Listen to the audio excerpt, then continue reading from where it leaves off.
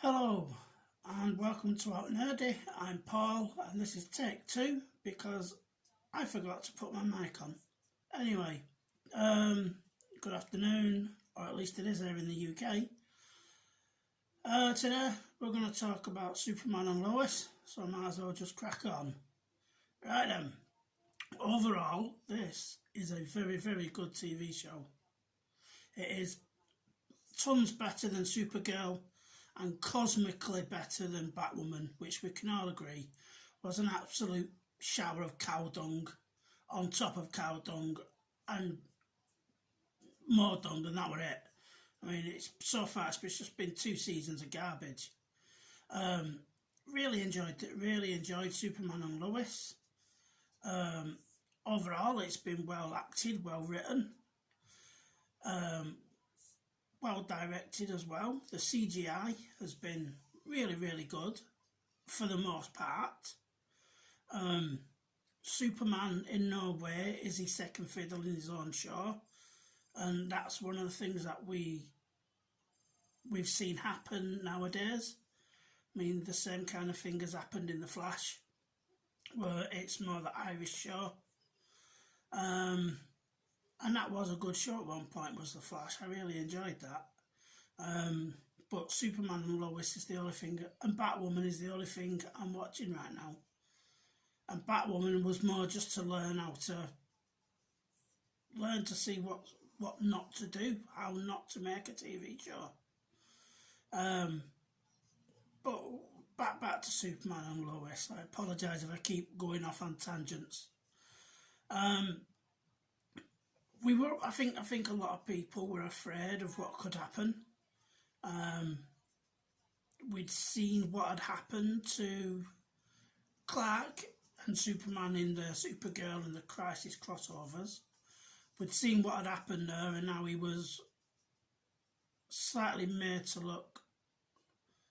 Well, he was very, underpowered, because although I accept that Supergirl is supposed to be stronger in the comics because of reasons, because she's been on Earth a lot less time than he has, etc.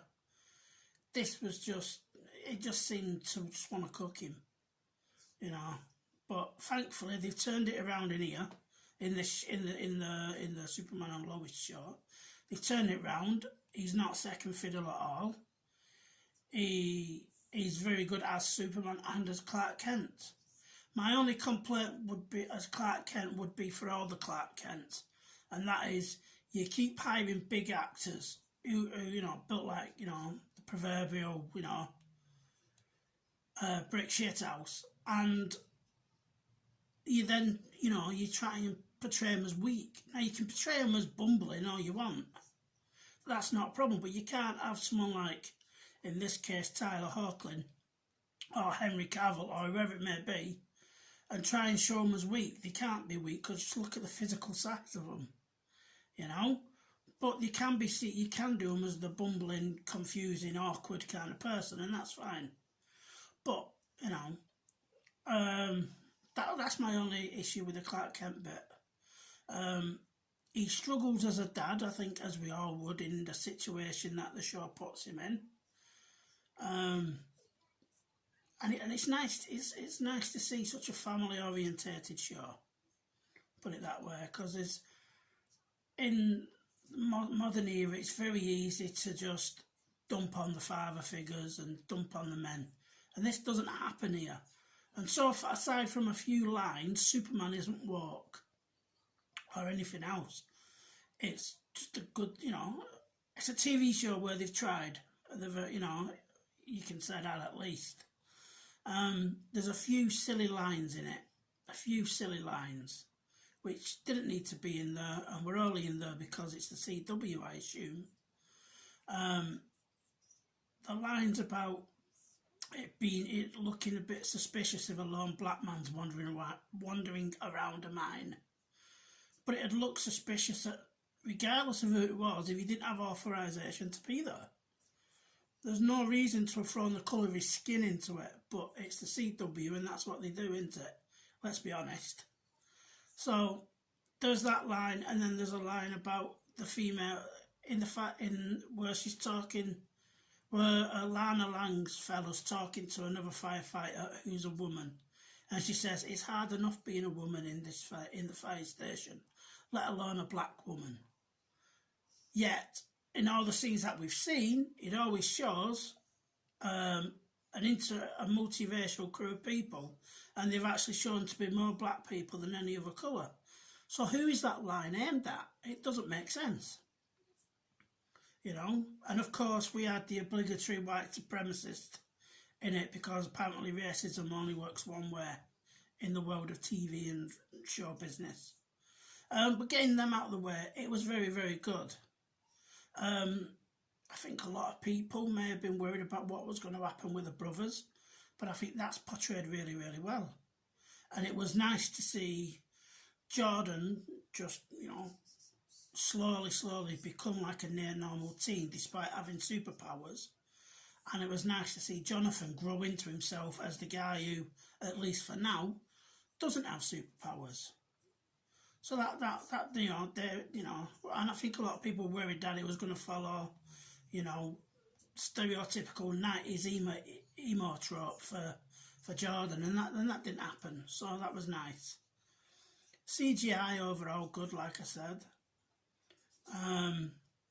The finale wasn't great. It made a difference from having a big fight scene with lots of punching and, you know, general chaos, and instead it seemed a more emotional episode. I don't know if that's because that's what they wanted all along, or if that's because of budgeting, or because of the, you know, the virus we're not allowed to talk about on YouTube. So, you know, and they had the magic I love you moment, and it's like that's such a Disney kind of thing to do, isn't it? It's the magic I love you is up there with, you know, a teardrop falling on somebody to bring them back to life, or a kiss which brings them out of a coma, or something daft. So, you know, it was on the one hand it might have been a nice change of pace for a series finale.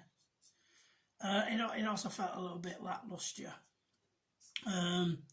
But again, overall, really good. Some really good reveals with spoilers for all this. I should have said it at the beginning, but most of you already know who John Henry Irons is, so that was a nice reveal. I know they baited us with, oh, he's going to be a black Lex Luthor, but it was a very, very clever twist on their part. And it was just overall a good season. The biggest problem for this show isn't anything that the show's doing, it's the network that it's on. The CW are absolutely awful. You know, whether there is, you know, things going on in the world or not, they always split the seasons up into lots of little breaks. They do it at Christmas time, so you end up, and I know it's the way that they film and the filming schedule, but it you know, the season, you know, I'm stumbling, I apologise. The thing is, the show started off at 1.74 million, I think it was, and it finished it on about 600,000. So it lost 1 million viewers through no fault of the show. It wasn't its fault. It wasn't because of bad writing or poor acting or really bad dialogue and fight scenes like you might get in Batwoman. No, it was because the network treated it like utter garbage. And that wasn't fair on all those who took part in it. You know, but like I said, CW do this anyway.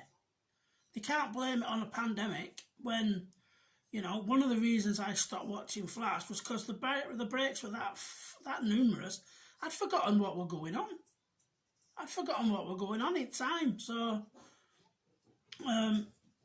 you know, so really, I really hope that come for season 2, they do something a bit different. It doesn't need to be a 21-22 season thing either. Season episodes. It doesn't need it. Keep it at this, but keep it at the same or better production budget as well. But don't tinker around with it. The only thing CW have to really do, at least for me, to make me even happier as, you know, a viewer, would be to stop putting it on these breaks, please, because you've cost your show 1 million viewers. You could have ended up on the 2-3 million mark, but instead, you know, it had a break, it clawed its way back a little bit, then had another break, then had to keep clawing itself back each time. And that's not fair on the show, the writers and all those that put the effort in. So hopefully HBO either takes it off the CW, or, you know, if they could have a chat with them in their ear and say, oh, this is flagship. You know, Superman's, you know, part of the trilogy, you know, the Holy Trinity of characters, and it can't be treated like that, you know. So anyway, I hope that's all it is for today. It's just a quick video. I might go in depth again about it at some point, but this will be my second video, so I'm still finding my feet. Anyway, that's it for now. You crack on, and I'll see you again. Ta-ra for now. Bye bye.